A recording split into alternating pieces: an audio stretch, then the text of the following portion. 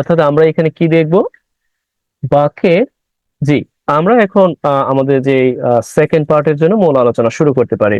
Here we see যে কোন অংশকে কি বলে। এই জন্য আমরা নিয়েছি আইএলটিএস ক্যামব্রিজ বুক 15 টেস্ট 3 রিডিং প্যাসেজ 1 হেনরি মুর। এই সম্পর্কে আমরা একটি কম্প্রিহেনসিভ প্যাসেজ নিয়েছি। আমরা চিহ্নিত করব কোন অংশকে কি বলা হয়।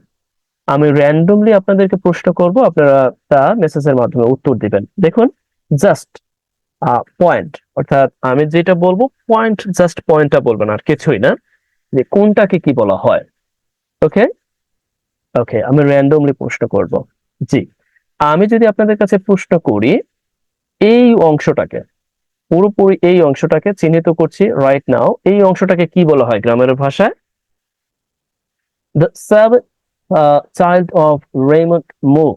এই রেমন্ড মুর, অর্থাৎ এই পুরো অংশটাকে কি বলা হয়, জাস্ট একটু বলবেন। ওকে, পুরো অংশটাকে কি বলা হচ্ছে? ফ্রেজ, কিন্তু কি ফ্রেজ? ফ্রেজ তো, কিন্তু কি ফ্রেজ বলা হচ্ছে এটা তো বলতে হবে। মানে এই ফ্রেজটা কি ফ্রেজ? ও, okay, that's great, noun phrase. অর্থাৎ এই পুরো অংশটা কি নাউন ফ্রেজ। তার মানে আমরা নাউন ফ্রেজ কিভাবে চিনবো বা কিভাবে বুঝতে পারবো?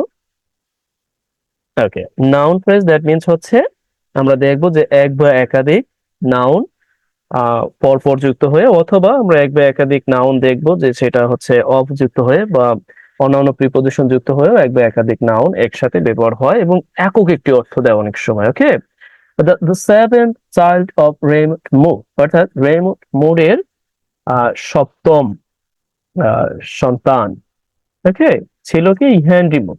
ওকে, আমার এখানে প্রশ্নটা এখানে শেষ। আমরা সব প্রশ্ন করব না, আমরা তো যেহেতু এখানে জাস্ট আমরা একটু পরিচিতি হতে যাচ্ছি কোন অংশটাকে কি বলে। ওকে, আমরা উইসি নেক্সট, আমরা পরবর্তী ধাপে চলে যাই। আমি কিন্তু এখন র্যান্ডমলি জিজ্ঞাসা করব। জি, এখন আমার জিজ্ঞাসা দয়া করে বলবেন, হিজ ট্রেনিং, এখানে লেখা আছে হিজ ট্রেনিং। এই যে যে ট্রেনিং, এই ট্রেনিংটা আসলে কি?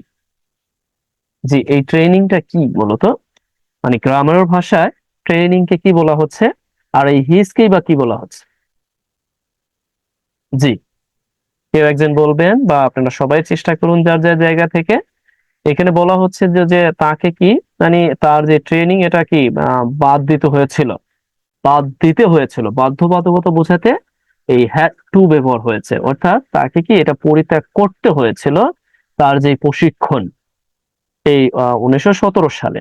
হিজকে আপনি যখন এখানে ব্যবহার হয়েছে অ্যাজ এ পসেসিভ অ্যাডজেক্টিভ হিসেবে, পসেসিভ অ্যাডজেক্টিভ।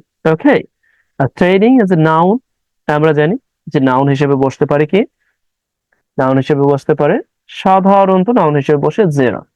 ওকে, অর্থাৎ যে কোনো পসেসিভ অ্যাডজেক্টিভের পরে যদি আপনি কোনো ভার্ব, দ্যাট মিন্স ভার্বাল কোনো অংশ বসাতে চান, সেই অংশটা অবশ্যই আইএনজি যুক্ত ফর্ম হবে। ওকে, যেমন ইউর রাইটিং, পরিবার, অর্থাৎ হিজ প্লেইং, তার খেলা। ওকে, বা যে কোনো ব্যাপারে যখনই আমরা এই পসেসিভ অ্যাডজেক্টিভ দিব, বা তখনই, বা আওয়ার, আমরা বলতে পারি পরিবার, যদি আমরা বলি যে আমাদের ইচ্ছা আকাঙ্ক্ষা বা পরিবার, আপনি যখন কোনো আইএনজি যুক্ত ফর্ম, দ্যাট মিন্স ভার্বাল কোনো অংশ বসাতে চান, তখন অবশ্যই আইএনজি যুক্ত ফর্ম হবে। এর পরের ধাপে আমরা চলে যাই। আমরা এখানে বুঝলাম কি, পসেসিভ অ্যাডজেক্টিভ যখন হবে তখন এই পরবর্তী যে অংশটি, এটাকে নাউন বলা হয়। দ্যাট মিন্স যে আপনি কি বলতে পারেন, জেরান্ড বলতে পারেন। এরপরে একই সাথে আমাদের সব সময়ই হবে যখন পসেসিভ অ্যাডজেক্টিভ ব্যবহার করবেন এবং ভার্বাল কিছু আনতে হলে। ওকে, এরপরে আমরা উম, জি, আমরা একটু ফাস্টলি যাচ্ছি। এইখানে মার্ক করা আছে, এই ড্রয়িংটা আসলে কি? জি, কেউ একজন একটু বলুন তো। এখানে বলা হচ্ছে তার প্রথম বছরে আহ তার অধিকাংশ সময় কাটিয়েছে ড্রয়িং, দ্যাট মিনস ইয়া করে, অর্থাৎ আঁকা আঁকি করে। এখন এই যে যে তার অধিকাংশ সময় আঁকা আঁকি করে কাটিয়েছে, এই ড্রয়িংটা কি মূলত? আর কেনই বা আমি বললাম যে সে আঁকতে আঁকতে কাটিয়েছে বা আঁকা আঁকি করে কাটিয়েছে, কেন আমি বললাম, বা এটা কি? জি, এটাকে বলবেন দয়া করে, প্লিজ ইনস্ট্যান্টলি রেসপন্স করবেন, এবং যদি না হয় তাহলে আমি জাস্ট সামনে চলে যাব, আমি বলেই সামনে চলে যাব, আমি বলে দেবো যে এটা কেন। জি, দেখুন, এটা সবার জন্য প্রয়োজন, কারণ এটা আমি কিন্তু এই যে বলেই দিচ্ছি যে অবস্থান, এবং অবস্থান অনুযায়ী তাদের যে পরিবর্তন। জি, শুধুমাত্র আমরা যে দেখুন অনেকে শিখাবে যে এগুলো জেরান্ট, এগুলো বা হোয়াটএভার, এগুলো পার্টিসিপল, কিন্তু আমি কিন্তু ওটা শিখাচ্ছি না।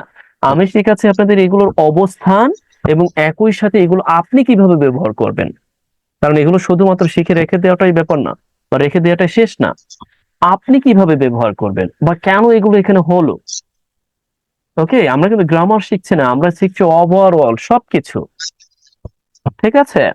অনেকে দেখবেন যে বক বক করতে করতে একদম আপনাকে পাগল বানায় ফেলতেছে, কিন্তু আদতে আপনি প্র্যাকটিক্যালি আপনি ব্যবহার করছেন না। ওকে। জি, যদি কেউ না জানেন বা না বলতে চান তাহলে আমি বলছি। জি, ওকে।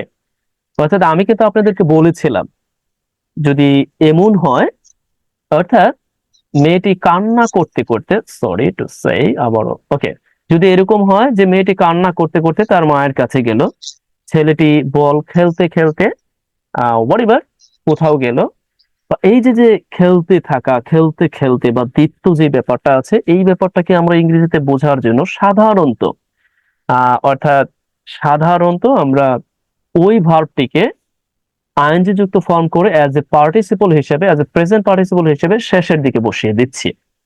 অর্থাৎ এই কাজটি মূলত করতেছে সে। ওকে, সে এই কাজটি সে করতেছে, আবারও এই কাজটিও সে করতেছে। এর অর্থটা হচ্ছে তিনি তার অধিকাংশ সময় ড্রয়িং করে করে কাটিয়ে দিয়েছে। হয় না, আমরা কিন্তু বলি তিনি খেয়ে খেয়েই তার দিন পার করে দিয়েছে, হয় না? তাহলে আমরা সেক্ষেত্রে কি করব, অর্থাৎ সে খেয়ে খেয়েই তার দিন পার করে দিয়েছে। ওকে।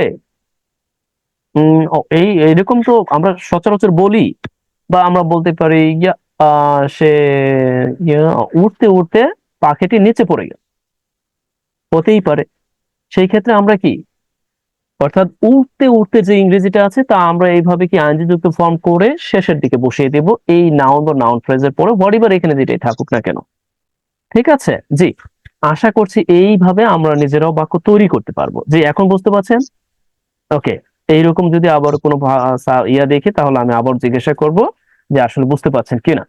ওকে, আমি তো উদাহরণ সহ বলেই দিয়েছি। জি, যেখানে আপনার সমস্যাটা হবে ঠিক ওইখানেই আমি কিন্তু ইয়া করছি।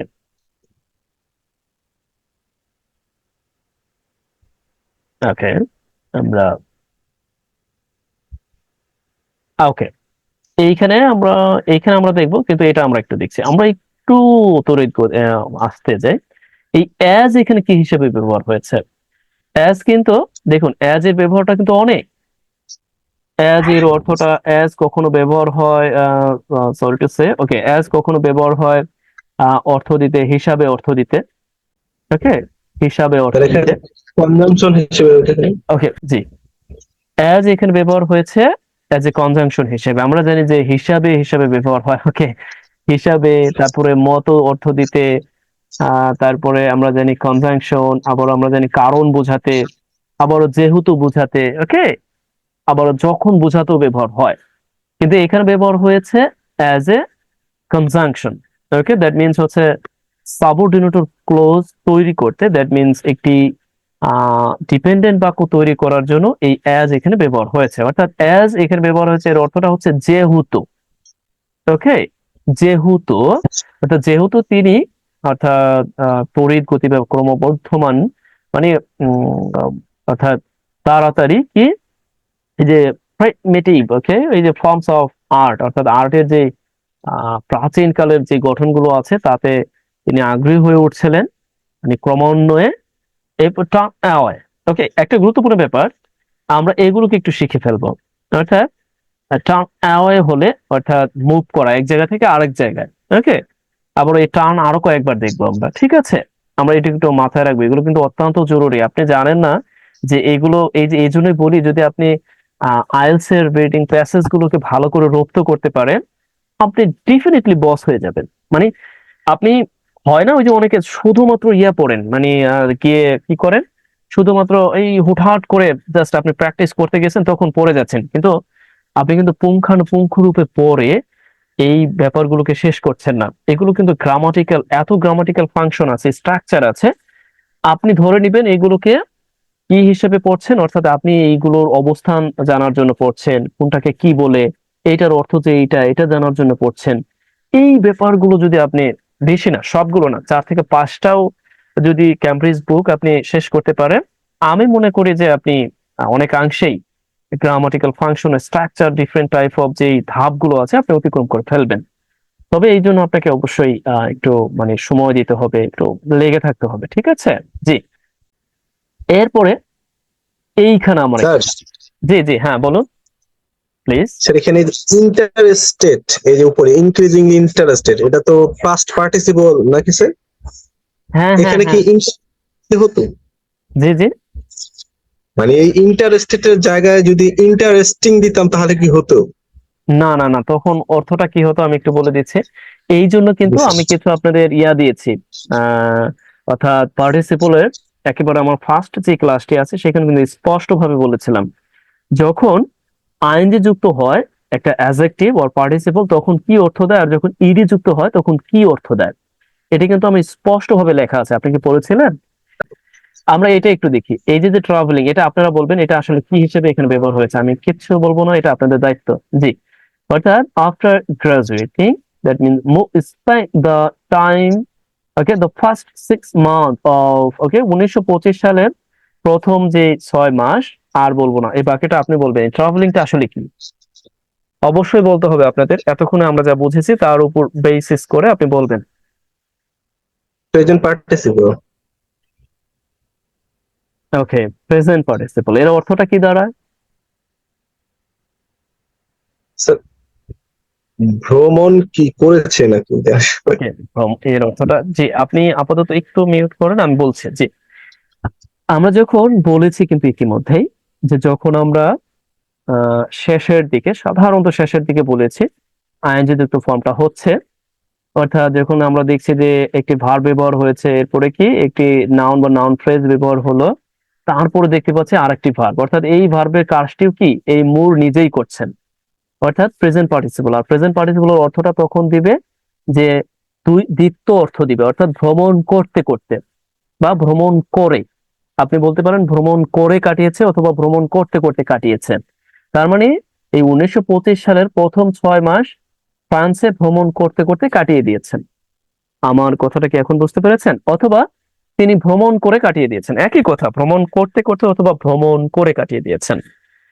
জি, অর্থাৎ এই সেন্সে অর্থটা, তার মানে এর অর্থটা হচ্ছে করতে করতে, অর্থাৎ তিনি ভ্রমণ করে কাটিয়ে দিয়েছেন 1925 সালের প্রথম 6 মাস।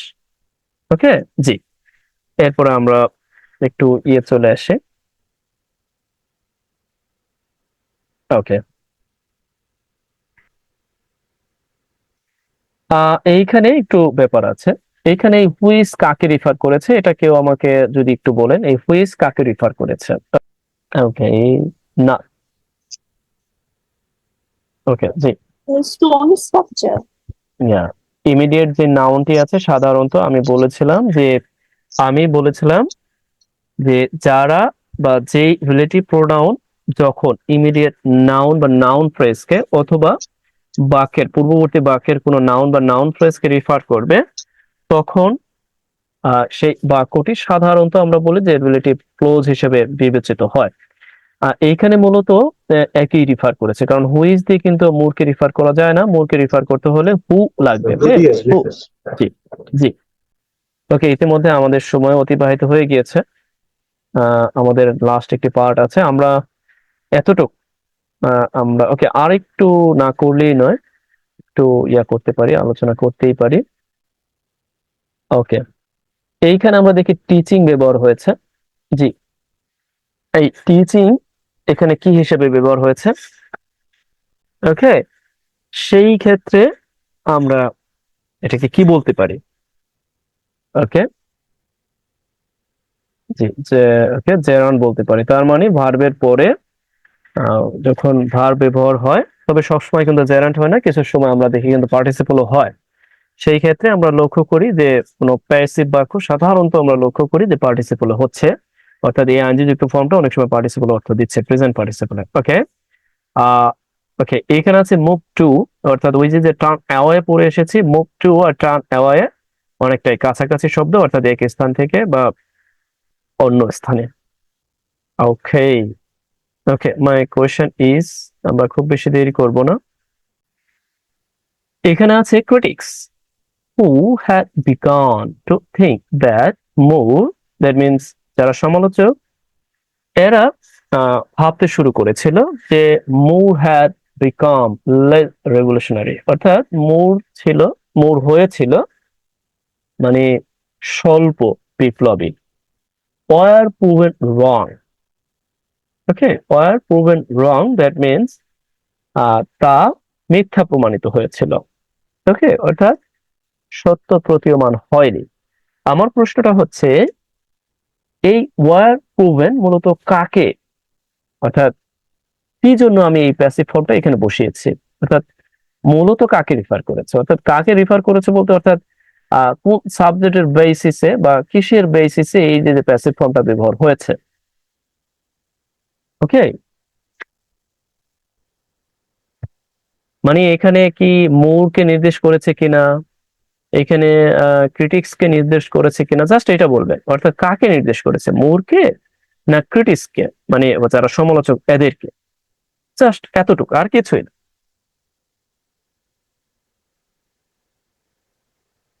ওকে ওকে, না দ্যাট কে তো রিফার করবেই না, দ্যাট তো এখানে ব্যবহার হয়েছে অ্যাজ এ, আমরা বলতে পারি অর্থাৎ একটি ক্লোজ মার্কার হিসেবে। ওকে, অর্থাৎ ভার্বকে নির্দেশ করেছে, দ্যাট মিনস এটা অ্যাডভার্বিয়াল ক্লোজ বলতে পারেন এই অংশটাকে। জি, এইখানে মূলত এই ক্রিটিক্সকেই নির্দেশ করেছে। ওকে, অর্থাৎ তারাই মূলত ভুল প্রমাণিত হয়েছিল। ওকে, তারাই মূলত ভুল প্রমাণিত হয়েছিল। এখন অনেকে বলতে পারেন তাহলে এই অংশটা কি, এই অংশটা হচ্ছে এই যে অংশটা আছে, এই অংশটা হচ্ছে অতিরিক্ত। ঠিক আছে, অর্থাৎ মূল যে ভার্ব, মূল অর্থাৎ যে প্যাসিভ ফর্মে যে ভার্ব তা হচ্ছে এই প্রোভেন, আর সাবজেক্টটা হচ্ছে এই ক্রিটিক্স, এটাই আমাদের মাথায় রাখতে হবে। ওকে, জি, এখানে এই অংশটা ব্যবহার হয়েছে অতিরিক্ত। এরপর আমরা একটু দেখি, অর্থাৎ আমরা সাধারণত জানি যে প্যাসিভ ফর্ম যে বাই যোগে যে অন্য অংশটা হয়, অর্থাৎ by the appearance. Okay, appearance, that means যে আবির্ভাব। এরপর আমরা দেখি এখানে শালটি বসিয়ে দিয়েছে। দেখুন আমি মাঝে মধ্যে বলি যে শাল অর্থাৎ অ্যাডভার্ব অফ টাইম, আমরা চাইলেই অ্যাডভার্ব অফ টাইমটি কি আমাদের অর্থাৎ আমরা বসাতে পারি, মানে বসাতে পারি, সেই ক্ষেত্রে আমাদের কমা দিয়ে বসাতে হবে। যদি আমরা একেবারে যথোপযুক্ত স্থানে না বসিয়ে প্রয়োজনে, সেন্টেন্সের প্রয়োজনে যদি আমরা এদিক ওদিক বসাই, তাহলে কি আইএনজি যুক্ত ফর্ম করে সরি অর্থাৎ কমা দিয়ে আমাদের আলাদা করে দিতে হবে। মূলত আমরা যদি একটু লক্ষ্য করি যে এটা নাই, সাধারণত এই পুরো অংশটা মিলে একটি নাউন ফ্রেজ হওয়ার কথা, পুরো অংশটা মিলে একটি নাউন ফ্রেজ। ওকে, এই সবটা মিলে এইভাবেই হওয়ার কথা ছিল। ওকে, এইভাবেই হওয়ার কথা ছিল, কিন্তু তা না করে এখানে আবার সেই শালটাও বসিয়ে দেওয়া হয়েছে। সরি, বারবার ভুল হচ্ছে। ওকে, তা না করে আমরা লক্ষ্য করছি এই শালটিকে এখানে বসিয়ে দেওয়া হয়েছে শুধুমাত্র এটা বোঝানোর জন্য যে এত সালে এই যে যখন এইগুলো প্রকাশ পেয়েছিল তখন এত সালে এটা ভুল প্রমাণিত হয়, শুধুমাত্র এটা বসিয়ে দেওয়া হয়েছে এখানে, আর কিছুই না। ওকে, আশা করছি বুঝতে পেরেছেন। এরপর আরো কিছু অংশ আছে উইথ যুক্ত করে, এই বাক্যটি অনেক বড়। কি হিসেবে ব্যবহার হইতেছে স্যার? জি, মানে উপরে দ্যাটটা কি স্যার কনজাংশন নাকি রিলেটিভ প্রোনাউন স্যার? না, এটা কনজাংশন হিসেবে ব্যবহার হয়েছে কারণ এই ভার্বকে রিফার করেছে, এই ভার্বকে। ঠিক আছে, অর্থাৎ ভাবতে শুরু করেছিল যে, অর্থাৎ এই যে বলতে ক্রিটিক্স কে বোঝায়নি, যে, ঠিক আছে, অর্থাৎ ভাবতে, দ্যাট মিনস এই ভার্বকে নির্দেশ করেছে। যে এটাকে বলা হচ্ছে অ্যাডভার্বিয়াল ক্লোজ। যখন আমরা কোন relative pronoun, that means as a close marker হিসেবে দ্যাট ব্যবহার হবে, তো যখন ভার্বকে নির্দেশ করবে তখন আমরা সেই ক্লোজটাকে বলবো অ্যাডভার্বিয়াল ক্লোজ। ঠিক আছে, জি, আশা করছি বুঝতে পেরেছেন। ওকে, আমাদের ক্লাসটা এখানে শেষ, অর্থাৎ আমরা এখানে সমাপ্ত দিব আমাদের আজকের ক্লাস। অনেক ছিল, এগুলো আপনারা পড়ে নেবেন, যদি এগুলো অর্থ সহ এখানে লেখা আছে, অর্থ দেওয়া আছে এখানে।